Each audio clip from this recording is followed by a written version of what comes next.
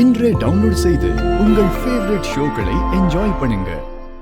ஒரு பொண்ணுக்கு தேவையான வசதி வாய்ப்பு எல்லாம் இங்க கிடைக்குதுல்ல, தாராளமா கிடைக்குதுல்ல. அதுக்கப்புறமா அவ படிச்சு என்ன பண்ண போறா?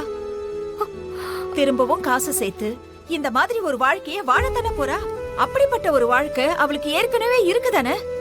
அப்படி இருக்கிறப்போ அவ எதுக்காக படிக்கணும்?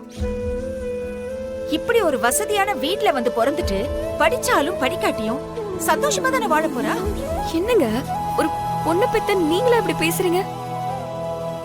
என்னதான் காசு பணம் இருந்தாலும் சித்ராவுக்கு ஒரு லட்சியம் கனவு இதெல்லாம் இருக்கும்ல. அதெல்லாம் எதுக்கு? இந்த வீட்டு ஆம்பளைங்க பேச்சை கேட்டு அனுசரிச்சு போனா அவ காலம் முழுக்க சந்தோஷமா இருக்கலாம். எங்க பேச்சை கேட்டு உன்கிட்ட வந்ததுனால தானே இப்ப இவ்ளோ பிரச்சனை. திரும்பவும் நீ ஏதாவது சொல்லி அவளை குழப்பி விட்டுறாத. அக்கா, நான் சொல்றத கொஞ்சம் பொறுமையா கேளுங்க. இன்னைக்கு வெளியில பொண்ணுங்களை பாருங்க, எவ்வளவோ சாதிக்கிறாங்க. நம்ம பண்ற அந்த சாதனை நம்மளோட அடையாளம். பொண்ணுங்களுக்குன்னு தனி ஒரு அடையாளம் வேணும். ஆம்பளைங்க சொல்றதெல்லாம் வேத வாக்குன்னு நம்புறதெல்லாம் அந்த காலம், அதெல்லாம் முடிஞ்சு போச்சு. இன்னைக்கும் அதே மாதிரி இருக்கிறது தப்பு இல்ல.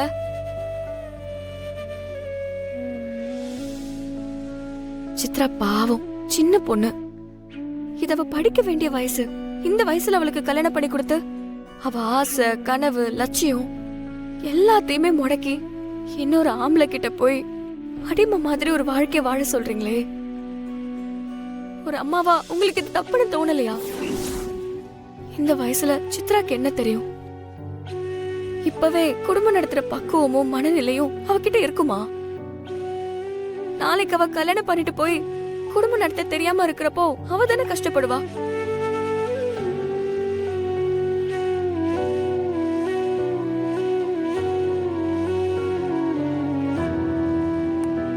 உண்மையை சொல்லணும்னா இந்த வயசுல சித்ராவை இப்படி கட்டி கொடுக்கறது உங்களுக்கு தப்புன்னு தோணவே இல்லையா? ஒரு +2 படிச்ச பொண்ணுக்கு கல்யாணம் பண்ணி வைக்கிறதுல அந்த காலம். இந்த காலத்துல அவ வயசு பொண்ணுங்க எல்லாம் அடுத்து என்ன படிக்கலாம், வாழ்க்கையில என்ன பண்ணலாம்னு யோசிச்சுட்டு இருக்காங்க. நீங்க மட்டும் சித்ராவை கல்யாணம் பண்ணிட்டு குடும்பம் நடத்த சொல்றீங்க.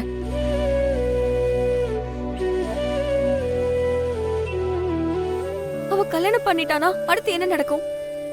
அடுத்த 1 வருஷத்துல குழந்தை பிறக்கும். அதோட அவ வாழ்க்கையை முடிஞ்சிராதா சொல்லுங்க?